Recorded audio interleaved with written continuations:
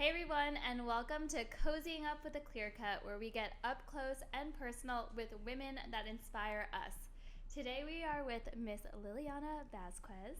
She is a style expert, a contributor at The Today Show, and correspondent on Access Hollywood. You got it. Amazing.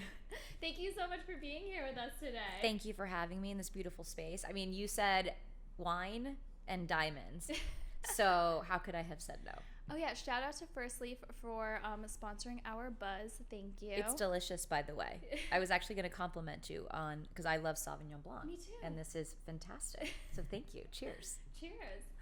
So your job right now is my childhood dream job. Really? Yes. I had no idea. Is that what you wanted to be in broadcast? I always wanted to be, so when I was little, I was like, I want to be Barbara Walters, but I also want to be Anna Wintour. So how do I do both? And so my whole life, that was kind of like the dream, and went to school for it and everything. You're from Texas originally, right? Yes, I'm from Fort Worth, Texas, so Dallas, Fort Worth, but definitely not the Dallas side, definitely the Fort Worth side. I always make that distinction because growing up in Dallas is completely foreign to me, and Dallas felt like it was a million miles away from where I grew up in Fort Worth. But yeah, originally from Texas, but I've lived in New York now, cumulative maybe, I think, almost 11 years. So there was a break in the middle when I lived in Philly. But yeah, definitely more of a Texan, but at heart, but definitely a New Yorker. So how did you go from a girl in Texas to being on the Today Show and Access Hollywood and on all the red carpets talking about fashion? You know what? It's funny. I get asked this question a lot for interviews and when I do podcasts. And I wish there was like an easy story that y'all could follow, but it would take me like, oh sorry, you caught me. Yeah, I wish there was an easy story for you guys to follow along. But you know, I have always maintained that my career has really been like a total jungle gym. It has been up, down, left, right, sometimes upside down, so much that I didn't know that I could ever be right side up. I have done every job under the sun when it comes to TV and production. I started in radio in college, and I think when I go back to what really made a difference in my career and my success, it's all about the foundation. And radio gave me an incredible foundation because radio is built on storytelling, and it's storytelling without any pictures. So when you're able to write successfully for radio and you're able to communicate emotion and feeling and really engage an audience with a radio story, you should have no problem doing it when you finally get to use video. And so I'm so grateful for the time I had at WRGW when I was in college. And that was really my first kind of foray and step into both entertainment and also production. And when I was in college, I really wanted to work in media, but because I am first generation. So am I. Yeah, so both of my parents, my dad was born in Puerto Rico, so American, but my mom's Mexican. You know, they want you to be accountants and they want you to be doctors and don't forget the lawyers. Every family needs a couple lawyers. And so the idea of me going to college and focusing on something that to them, this is not frivolous, but to them felt more frivolous and more like a hobby and something that felt very risky, would have crushed them. And so I said, you know what, my parents worked so hard to put me in a position to go to college.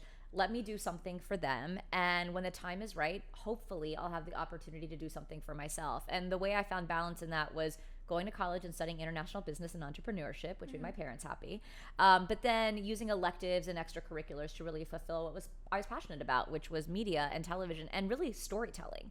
And so, like all good daughters, I went to college and I interviewed for all those like crazy finance jobs, like Freddie Mac, Sally Mae. That's what my life was going to be. And then my uncle threw a curveball at me and was like, hey, I have a friend who works in HR in New York at a magazine, and if you're looking for a job, you should meet with her. And I was like, sign me up.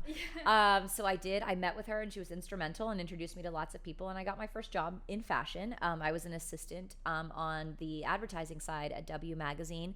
And I had always wanted to work in fashion. I loved fashion from the time I was really little. My aunt is a seamstress. My other aunt definitely like sews on her free time. She needlepoints. So I grew up with that around me all the time. And it was something that came to me very naturally. And I was like, oh, well, fashion is just an extension of that art and that creation. And my mom I'm going to say was very disappointed when I told her that I was taking a $27,000 a year assistant job at a magazine versus like a $80,000 a year job at Freddie Mac that had full health benefits and vacation and 401ks and IRAs and all kinds of letters that I didn't know what they were when I was graduating college. And that put me in the fashion world. And once I was there, I was like, wow, I really don't want to be here because people were mean. That's kind of how I felt too. So when I went to NYU, like my goal was to always like work at a fashion magazine. That was like my dream. And I got my dream internship at Teen Vogue. And from that internship and then a few others, I realized that I wasn't that passionate about it, and people were mean. People were mean, and I think that that's what's so important about interning and having these first jobs and giving women the opportunity to figure out what they like and, more importantly, what they don't like. I think it's interesting that a lot of female-centric businesses like fashion, it's strange that there are more women in the industry, but they are so cutthroat and so catty, and that's something that I never understood. Yeah, I still to this day don't even understand how we let that happen.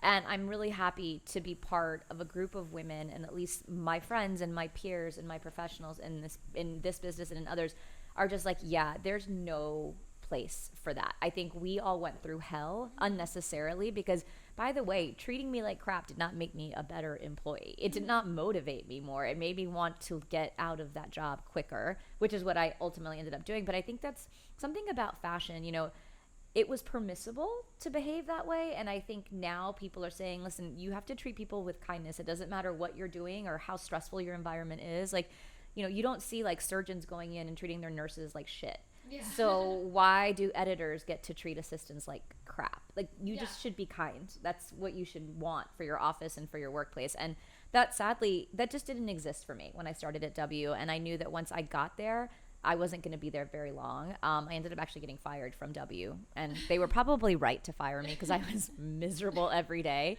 When I'm not learning, I find myself very emotionally and kind of just intellectually stunted, and it comes out like every pore of my body. I'm just unhappy. And it was probably the best thing for you to like. Best thing that ever happened to me was getting fired, and I had already been interviewing for a job, and thankfully that worked perfectly. I got to take like a week off and just kind of reset and say, hey, listen, it's okay to make a mistake and go to the job that you thought you wanted and realize that, no, actually, I don't want it. And it really was funny because when I look back on it, that job, while it was not happy while I was there, it planted the seed for what eventually became my blog, which was the Cheap Chica's Guide to Style. And you asked, you know, how did you get on the Today Show? And the short answer is after a lot of misses and a lot of kind of errors and a lot of upside down swings.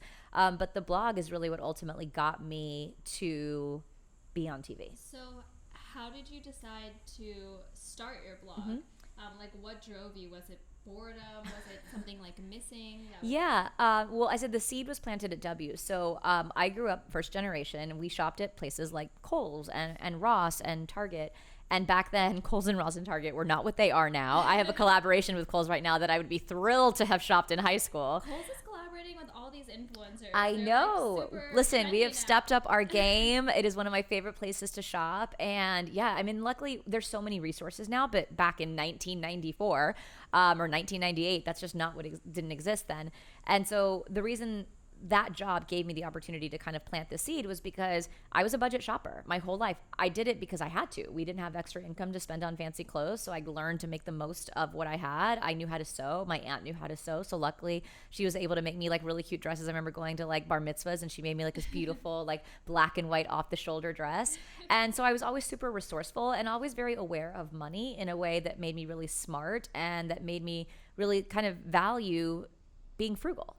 And so when I was at W, nobody felt like that. Nobody thought like that. And so when I started my blog in 2008, I was like, what are the things that I'm really passionate about? Fashion, one of them. 2, value. And showing women how to find style in their closets and on their and whatever budget they have. And also, how do you afford like $3,000 shoes when you're making $27,000 a year? That I know how. Understood. I get it. It's called parents. That's what it is. It's called parents and credit cards. Yeah. And if you don't have parents that have that kind of cash, or you're not willing to go into debt for it, then you're having like some serious designer FOMO, which was me. And I always thought, I shouldn't feel like that. I have a job. I'm happy. I have great friendships. I have a great family. Like, why do I feel left out of this conversation? And I was working at a magazine that, listen, W is like, for me, the pinnacle of fashion, but it's also incredibly exclusive. And I always felt like fashion should be inclusive. You can't walk out of your house naked. Everybody has to get dressed. So fashion is a daily part of every woman's life, no matter who she is, what she does, and what she has in her bank account. So I thought, let me give women a place to feel included in this conversation. And that was the beginning of the Cheap Chica's Guide to Style in 2008. And I have to take you back to 2008 because it was a long time ago. And back then, people didn't even know what a blog was. Yeah, this was like, the first blog. this was like, I always call it in like the Brian Boy days. Yes. I don't know if you know who Brian Boy is, but he was one of the first bloggers that I followed. You would follow on like Blog Lovin', like you signed up for an RSS feed. Yeah. I mean, this like predates like fancy things like Squarespace and all of that stuff that people do now. So I started in 2008, and 2008 was also a really hard year financially for everybody, particularly people my age. My friends were losing their jobs left and right. All of a sudden, I was wondering how I was going to make my student loan payments. Interest rates were shooting through the roof, and I thought, this is the perfect time to start this conversation. And so I did. I went to TJ Maxx one day, and I found like a Theory blazer that was like, I don't know, $300, and I found it for like $19.99. And I came home and there was no one to talk to about it. Nobody cared because my husband was at a football game. And I was like, I know there's people out there that care. Let me put it on the internet. So I literally Googled, how do I start a blog? And I followed it step by step. And that was the Cheap Chica's Guide to Style. And because it was 2008, I think magazines were looking for a new voice when it came to fashion. And somebody at Glamour actually came across my blog, and they featured it in this thing called Blogging Babes. I still have the article printed out and so laminated, like old school. And from there, people just really started to connect with it. And luckily, a reporter in Philadelphia saw the blog, and she was like, hey, could you do this in real life for a story on the 11 o'clock news? And I thought, of course I can. Because I always say yes to everything. Whether I can or can't do it does not matter. I can do it. That's something that I think everyone should note too. Always say yes to everything. Like, you can figure it out. You can figure it out. We're smart enough. There's technology at your disposal. And if you can't figure it out, there's probably somebody in your circle that can. But the one lesson there is you have to be willing to ask for help. And that's a lesson that took me many, many years to learn, because you cannot do it by yourself. So if you say yes, just know that you're going to have to call in resources and be okay with that, because it's okay to ask for help. So that was the beginning of the TV career. I started doing local TV in Philadelphia, and I somehow tricked the news director at Channel 10 into giving me a weekly segment called the Cheap Chica's Guide on his 4 o'clock newscast, because I had production experience. And he was like, can you write good stories? I was like, yes. And he was like, can you go out and like tell that story to like our audience? I'm like, of course. He's like, can you edit? And I was like, no. He caught me there, but he took a huge risk on me, and I literally have him to thank for the career that I have in television. Amazing. So how did your Philly segment land you on the Today Show? Well, it was a long time. It took a lot. So they ghosted me for straight 2 years, and I never lie about that, because I know so many people that run their own businesses now are probably feeling really stressed out about the fact that maybe they've emailed Today or GMA or any other network show, and they're not getting a response. And frankly, you guys, it's not personal. And I've learned that now because I've been lucky enough to be there for the last, 8 years. It's not personal. It's just that they are overloaded and they are understaffed. And you almost just have to keep trying. And one day, I promise, somebody will say yes, or someone will stumble on an article about you. So do everything in tandem. Don't put all your eggs in one basket. So when you're pitching the Today Show, you should also be pitching local. Like, people don't realize how important local press is. I watch the local news every Exactly. day. Exactly. And so while you're pitching the Today Show, and if that's your dream, that's awesome. But make sure you're taking baby steps when it comes to press in your market, blogs, online publications, because you never know what producer at the Today Show might be reading one of those blogs and say, hey, I really like this girl. Meanwhile, you have no idea that they've been pitching you for 2 years, which was basically me. So I was working hard at the Today Show, but I was also working hard at stations in Alabama. I would fly into Mobile to do local TV, Baltimore, Washington, D.C., Dallas, St. Pete, Florida. Boston, like I would go anywhere where people would book me on television. And I did that for 2 solid years. And then the way I got onto the Today Show was I made a relationship with somebody who was a publicist here in New York. And she had a great relationship with a producer there. And they wanted someone to do a rainy day style segment for like April showers. And she was able to convince them to give me a chance because I had built up a reel of all of these segments that I had done in these tiny markets. And I had been lucky enough to be doing things for Nate Berkus and the Access Hollywood. And they finally said yes. But they said yes because I had all of that experience. In my head, I thought I was ready when I pitched the Today Show. In reality, I wasn't ready. I really needed to practice, and I needed like 100 hours of TV under my belt to even begin to feel ready. 100 hours? Yeah, it took a long time. And live TV is a bitch, and it is fast and it is furious. And if you hesitate for 1 second, it feels like an eternity. Yeah. And, you know, like I said, so it's yes, you think you're ready. You're usually not, unless you really have put in the work and the time and the effort to just craft that segment perfectly. And you get 3 minutes. That's it. It's 3 minutes. Wow. Yeah. That's insane. And you can't like mess up. You just have to like perform and be perfect right then and there. You only get 3 minutes and it's live. There's no do-overs. There's no retakes. So if you answer the question wrong or you stumble or, you know, though I always was terrified of Kathie Lee and Hoda before I knew them because they're so unpredictable, right? Like Kathie might say something totally random and take the segment in a different direction. And I always would say, oh my gosh, like what am I going to do? And so I was terrified. Literally, I was like shaking before I went out. Luckily, she was totally calm that day. And Hoda is such like a steady guiding light and such a wonderful human being that she makes you feel like you're just like hanging out with her in your living room talking about your business. No pressure that like 20 million people are watching. But you know, you have to be able to go with the flow and you have to know your brand and your product and your mission and your message so well that no matter if someone derails it by asking you a question that you weren't prepared for, you can always come back to center. Amazing. So you also have another business, right, on the side. Can you tell us a little bit about that? Yeah, totally. So I have a store called Tesoro Collective. So a few years ago, we bought a house in Montauk, and Montauk is like my happy, safe space. And I met a local business owner there who had a men's store. And I was like, well, I love your men's store, but what about the girls?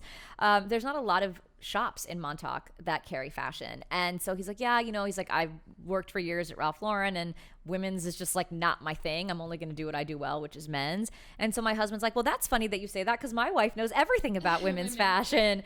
And luckily I had some friends in LA that work in big buying offices for boutiques. And we kind of curated like a small collection, put it in as pop-up for the summer. And it was super successful. So we took it off out of the store and put it online. And yeah, it's a curated collection of the essentials that I want for every season. And we change the inventory frequently and often. And it's been such an amazing adventure. But I have to say, retail is really, really hard. And you know this better than anyone. Like there are so many opportunities for people to shop now with Instagram and online that you really have to work at it 24/7. And it's hard to find an audience. It's hard to find a buyer, but luckily, you know, people find what they want. And I have a great way of communicating with people through Instagram and through Twitter. And so we've been really lucky to have really loyal customers, and it's been incredible to build this business because it's mine. Yeah, that's amazing. There's nothing better. No. And is it all different price points, staying true? So it's actually everything under the site is usually under $150. So it's super affordable, it's accessible, and it's all stuff that I always say is like Lilliana approved. So if you're ever like, oh, should I buy this when you're at another store, just come to my store because everything in my store is Lilliana approved. And I know you kind of like help people also like styling their outfits as well. Yeah, that's a huge part of what I do, and it's probably the proudest that I'm the proudest of it. Because there's so many amazing stylists that are working with celebrities and with like models.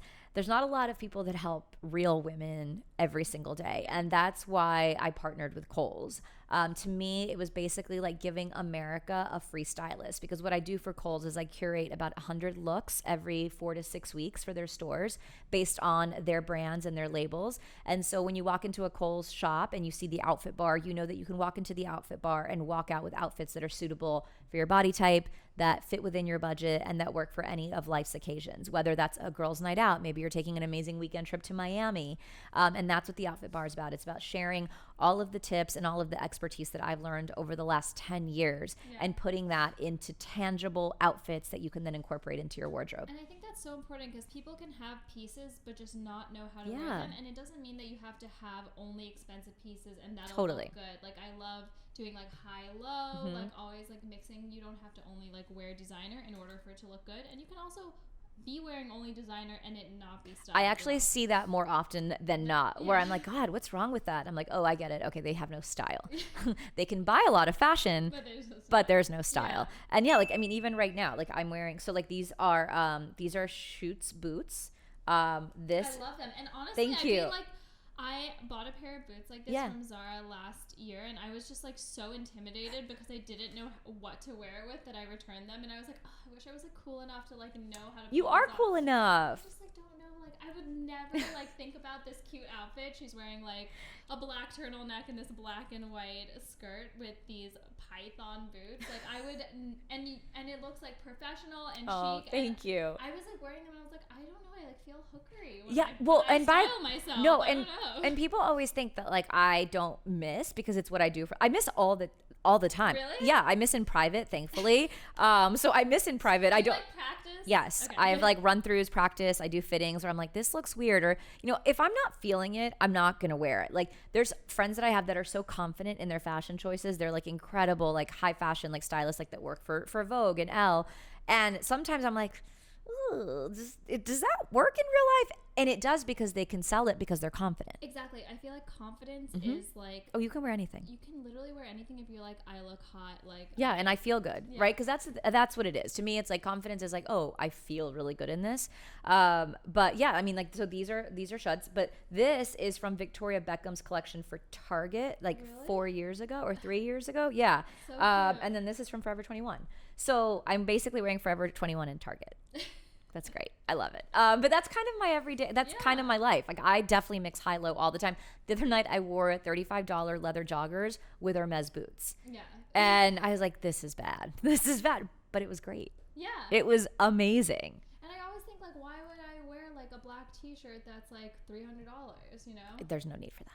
There's no need. I mean, listen, if you can afford it and it doesn't like hurt your bank account or your family or your budget, like more power to you. But I can also show you where to get a t-shirt that looks just like it. I need some tips for like $30. I get stuck in ruts, like where I wear like the same version every single day. Yeah, and I think women have that. Like I definitely have my safety. I call it like my safety zone, where if I'm feeling lazy or I just don't feel like trying, like I always go back to the same things. Black turtlenecks happen to be black tops in general happen to be one of those things for me.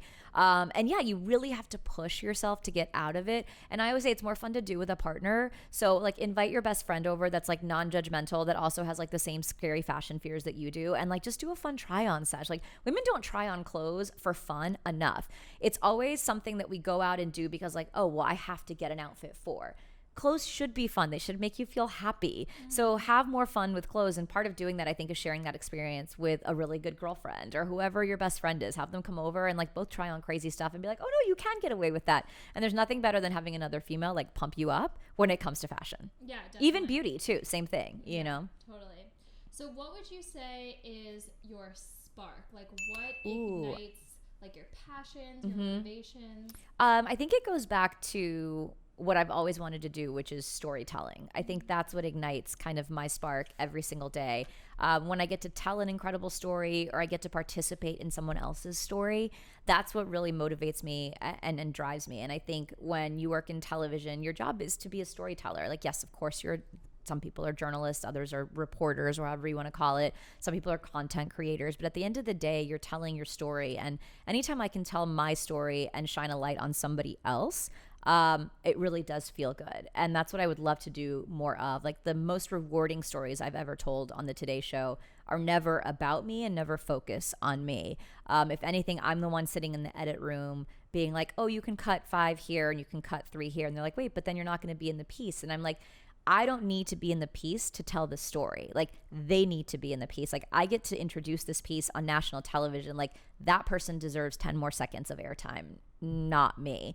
And when you're willing to make those kinds of cuts, whether it's in a meeting or, you know, when you're sitting down with a coworker, like, the less it is about you, I always think the stronger the story is. Anytime you can, like, give somebody else a voice, and especially when you have a platform like the Today Show or like Access Hollywood, it's so valuable, and I don't take that responsibility lightly. And it's really important to me to be able to tell those stories. What are your favorite types of stories to tell? I would say that my favorite always have something to do with people that sacrifice and do more than I could ever do. I always say, like, I wish that I was a more selfless person. But when I mean selfless, I remembered going out to Neville's Air Force Base right outside of Las Vegas. And I got to spend the day with the Thunderbirds, which are the elite Air Force team that gets to fly those incredible air shows. And they were so incredibly generous and let me ride in one of the flights. And we pulled 9 Gs that day. And telling their story, it's the Air Force men and women and their families and the crew that never gets any attention, where I was like, wow, like, this is what I'm here and this is what I want to do more of. So anytime I can tell someone's story that involves any level of sacrifice and bravery, I'm like, sold, like, sign me up. And obviously, like, I also like the idea of adventure too, because I think whenever you push people outside of their comfort zone, that's really when the magic happens.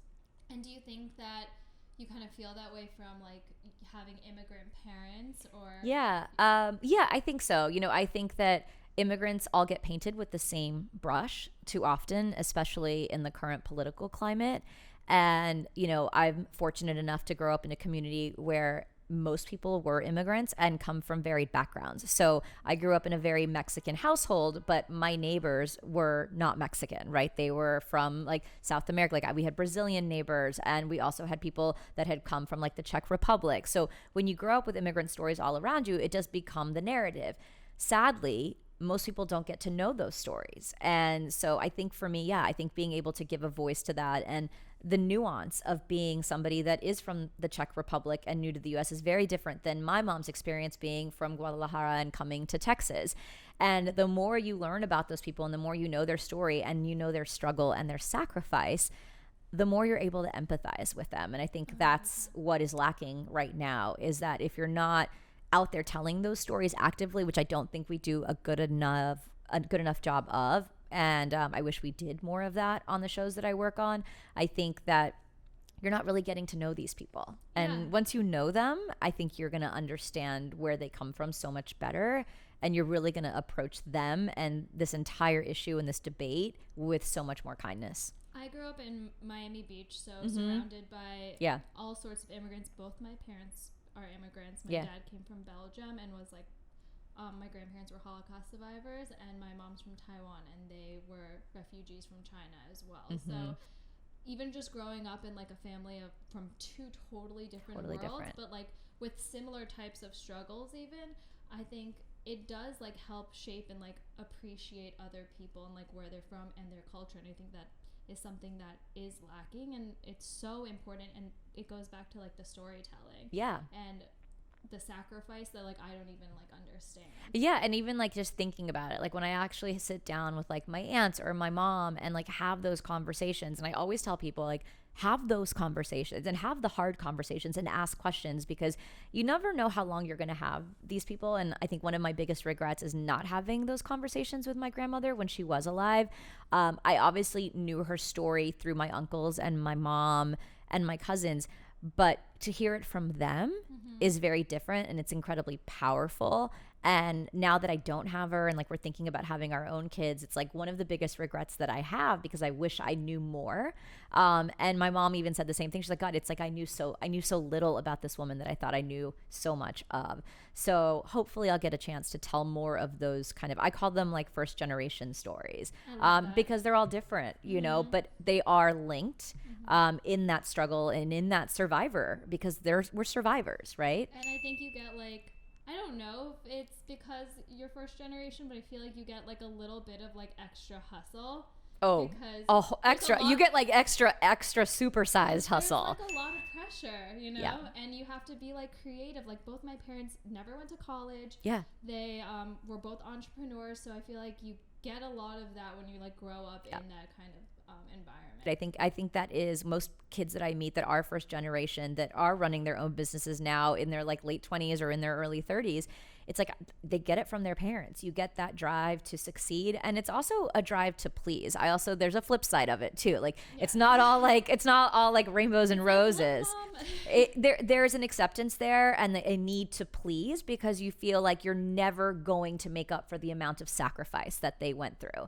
Mom and dad, be pleased with me. Yeah, please. I just want to make you happy, but you just want them to be proud of you, right? And like, listen, they'd be proud of you if you did nothing. Like maybe not nothing. I'm like, not my mom, but they just want you to be happy. But I know that, on the flip side, there's so much pressure. And I remember I follow a comedian on Instagram. Her name is Cristela Alonso, and she's an incredible writer and actress and comedian. And one of the things she posted one time was, I think as first generation kids, you don't just carry like your own success. Like you carry the weight of the fact that your parents didn't have the opportunity to do that as well. It's a heavy load to carry, and it's a lot of pressure that you put on yourself. And you feel responsible for your whole family. Like I don't just feel responsible for like my husband and I. Like I feel responsible for my brother, for my mom, for my aunts, for my cousins, for my tia, like all of it. And it's not that they put that pressure on me. It's that when you do break out, because there's been so few opportunities in the past for people like us to break out, you carry that with you. And it's something that like I'm trying to be better about. But there's a responsibility there because oftentimes you are the first, and the one that breaks through the walls is usually like the bloodiest and the most battered. But they taught you and they raised you to do that. And it's amazing to be able to do it. But there's a lot of pressure there that's not easy to manage. Yeah, but I think that like probably contributes to like your spark in telling other people's stories. So this is a good time to transition from spark to sparkle. Ooh, okay. So first and foremost, I want to gift you our spark ring. What? Which is... I thought we were just talking about diamonds. I didn't know I was getting that. So we designed this ring oh my gosh. as kind of like a daily reminder of like what ignites your spark, just to look down and, feel good. You guys. And connects you to like this larger community of like women. That's incredible. If this doesn't fit, you will get your Oh my gosh. By the way, I have to say. Yes. So I also wanted to say, a few months ago, we met with Lilliana and we designed together this amazing crossover baguette ring. And we're actually today releasing it on the site. And really? Yes. So it'll be available to everyone, and it's called the Lilliana ring. So head over to theclearcut.co to check it out. Oh my gosh, you are so amazing. I have to say, when I brought the idea for this in, I was like, is this gonna look good? Everything you do looks beautiful. And I was so lucky to be able to come in and design this with you. And it just was so much better in real life than I could have ever imagined it. And I absolutely love it. I get so many compliments on it. And it just feels so special and unique. It was for my anniversary. And, in full disclosure, my husband and I had like not the easiest 11th year of marriage. It was our 11th year of marriage. And so when he was like, listen, like, what do you want? I was like, I want something that like kind of like puts us into this new phase of our marriage. We call it our second marriage, even though it's with the same person.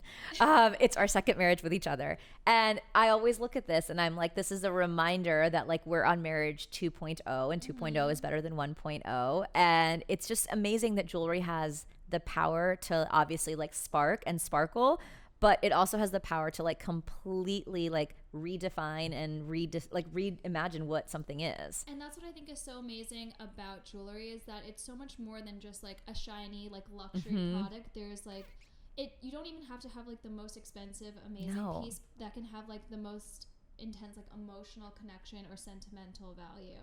So we always ask all of our guests to bring a special piece of jewelry. Did you bring them? I did. Okay. So I'm wearing it. So I am very, I would say, spiritual. I'm less religious, but spiritual. And I'm religious, but not in the way that I was raised. I was raised Catholic. And so my mom, there's like this thing in like traditional Mexican culture, and it says it's when someone gives you ojo. Ojo means eye. And is that like evil eye? It's like evil eye. Yeah, but we call it Oh, because it's just you don't. I don't think there's, but it's the same thing. It's bad, and you don't want it. And so part of growing up Mexican is like there's all these like crazy like witch story. It's like it's fun. I mean, it's not bad. It's like a fun thing. And so I have an evil eye ring, and my mom. Anytime my mom says that like she's getting like a sense that something bad is like happening. My mom has like all these weird like superstitions, sixth senses. She's just like I don't know. She's connected to me in that way, and she lives in Fort Worth, so it's not like we're here. And she'll be like, put on the evil eye ring, and I'm like, okay, I'm putting it on. Putting it on. I don't even mess around. And so it connects me to her because she's like my mom, and like they know you, like you grew inside them. Like if she tells me something's going on, like I'm listening to her.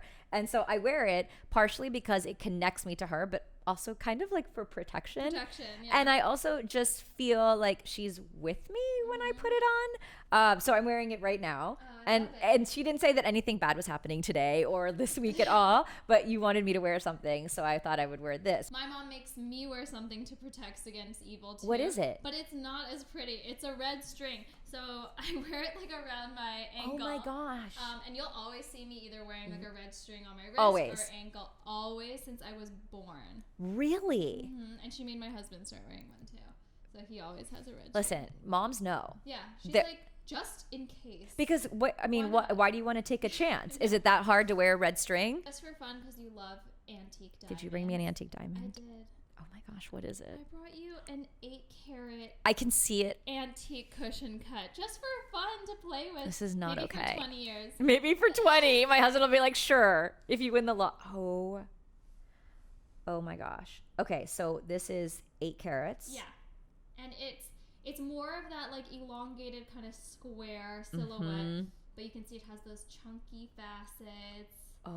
It's not a true old mine. This is something I would say is like more of like I would call it an antique cushion, just because it's kind of in between a modern cushion and an old miner. Okay. It has those big facets, but you can still kind of see the more square silhouette. This is absolutely I'm taking my ring off now. I'm putting that one on. I gotta bring the big guns. Yeah, no, bring out the big ones. That dwarfs my stone. No. Like huge. This is just. That's quite special. That is quite special. That's beautiful. Now, I've always thought about this. So my original engagement ring, do you tell people to never change that?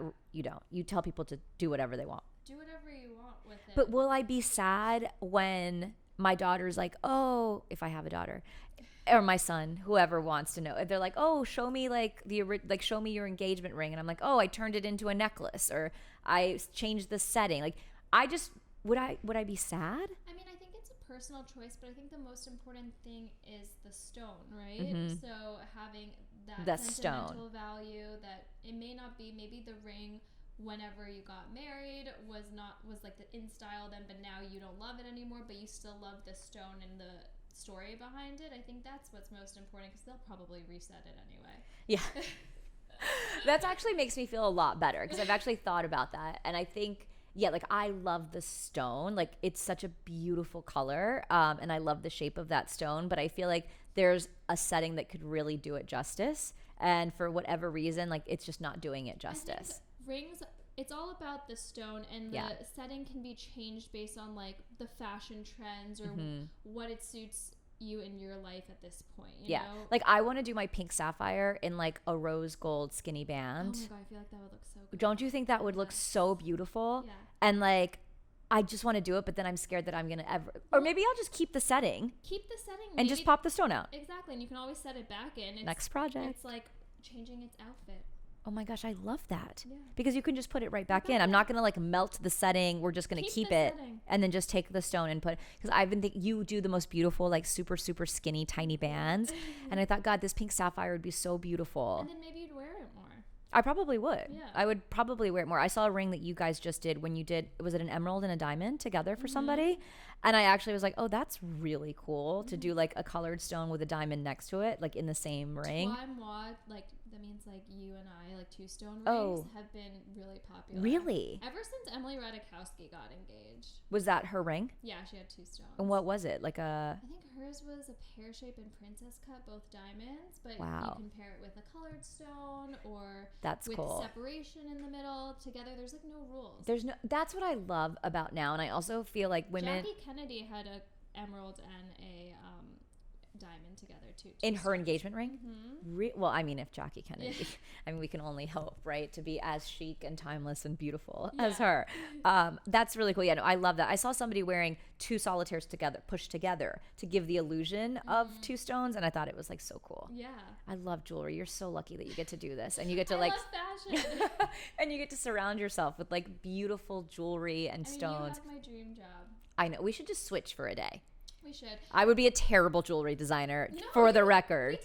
We designed your ring. I know, but like your attention to detail, and I think that's why people like love working with you, is because you know that there's not going to be a single detail that goes missed, and you're making, I think for most people, one of the biggest purchases, at least in the beginning of their life, and like you basically want it to feel like you through the process, and I think you give people that like confidence. I know you helped a friend of mine. I can't say his name because God forbid his hasn't proposed yet. Okay. He hasn't proposed yet. But you helped him and he was like, oh my God, that was like the best thing ever. Because I think it's really stressful.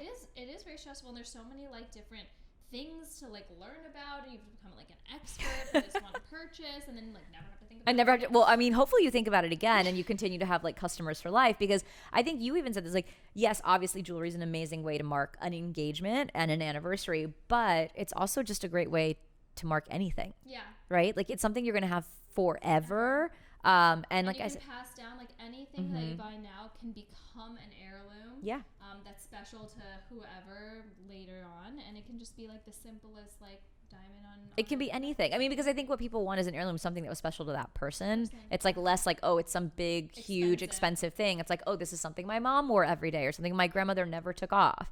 So I think that's true. It's like redefining what that heirloom piece is, because it's just something super special to you that you want to share with somebody else. Exactly. I love it. Oh my God, I'm so excited. This is awesome. Thank you so much. Thank you. Are you kidding? Thank you. This is beautiful. And I just like loved getting to know you. And I am so happy for all of your success. I love seeing people just completely like break out of whatever box the rest of the world wants them to live in. And I feel like oftentimes people are like, oh, but you're a jewelry designer, or, oh, but you talk about fashion, or, oh, you do this.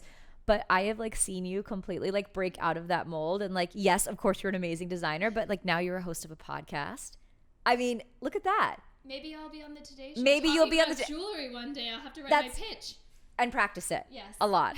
I'll help you. Don't worry. But no, it's incredible. You're like really redefining the rules of what it means to like do jewelry today, and it's amazing. Because I feel like the industry is changing so much. There's no like you have to be in retail only. You have to be like just a designer. Like why?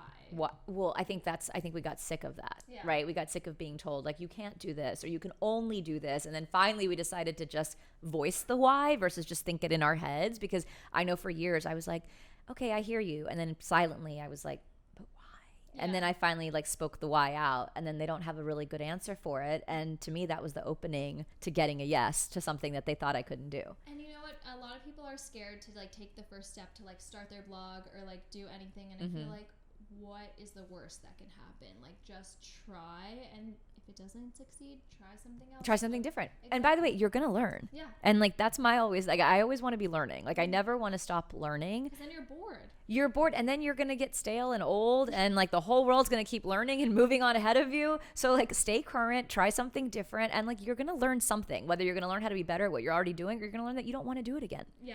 Totally. You know? So, well, thank you for having me on. This was delightful. And where can people watch you, find you, follow you? So you can follow me on Instagram at Lilliana Vazquez, and then you can catch me on the Today Show and Access Hollywood.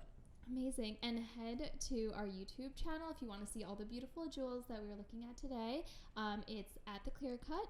And head to theclearcut.co if you want to shop the Lilliana ring. I was going to say, you guys, you're going to want to shop this ring.